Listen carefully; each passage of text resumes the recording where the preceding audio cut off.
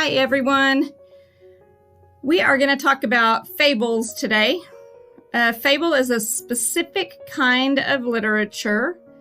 You're going to recognize some of the fables we talk about. We're going to talk about a few different things when it comes to fables so that you can remember what's unique about fables and what makes them stand out from other types of literature. Now, a fable is a short story, but it's a specific kind of story with certain characteristics that we're going to look into. A fable teaches a moral or a lesson. It teaches you how to do things like be a friend, help others, be kind, be a good listener, appreciate people, that sort of thing. At first, fables were passed down from generation to generation through storytelling. So, fables have been around for a really long time, and maybe someone had heard the fable from their grandmother, and then they would sit around telling stories to their grandchildren, and that's how their grandchildren learned the fables, and then they would pass them down, and it just kept getting passed down from generation to generation for hundreds of years. One of the unique characteristics about fables is that most fables have talking animals. Personification is very common in fables. You will see a lot of personification in fables. Not all of the fables have talking animals, but it is very, very common. One of the first people to write fables down for reading was a man named Aesop. You just pronounce that like A and Sop. Aesop was a Greek slave.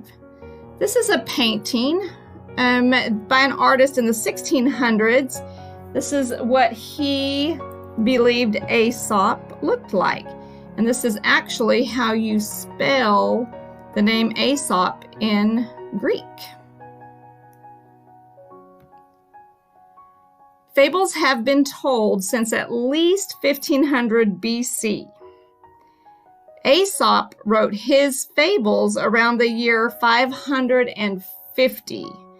So they really have been around for a very, very long time. But Aesop was one of the first people to write fables down for people to read and pass around. And that was many, many hundreds of years ago. Some famous Aesop's fables you've probably heard of are The Fox and the Grapes, The Tortoise and the Hare, and The Fox and the Crow. There are plenty more that I'm sure you've heard of, but those are some very common Aesop's fables. There you go. That's your quick little lesson about what a fable is. And I hope to see you in the next lesson when we actually read an Aesop's fable and talk about it. Thanks so much. Bye-bye. Voila! Class 6! Yeah! We see and meet again in our English lesson. Yeah, we have already passed your mid-semester test or PTS. Yeah, so let's go. This is our next lesson. That is our lesson 3. Have you already watched the previous video? It's about what is a fable. Yes, on this lesson 3, we will learn and know together about fables or animal stories. So in this lesson 3, we will listening to and telling story about fables. Yes, it is still about narratives or a short story. So in this lesson 3, we will just specifically learn and know about all fable story or animal stories. So for this our first meeting, I just want you to watch again the previous video And then I just want you to write down on your passbook. Number 1, what is a fable? Fable is blah blah blah blah. And the second one, I want you to find me 5 fables from Indonesia and then 5 fables from abroad or others country.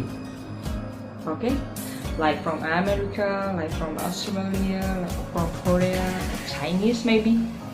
Yeah, you have to find out what is a fable and then find me 5 fables from Indonesia and 5 fables from abroad or other countries. Okay, classics, and don't forget to send me back and let me know about your task for today. Enjoy your talks about fables, animal stories, and then God bless you.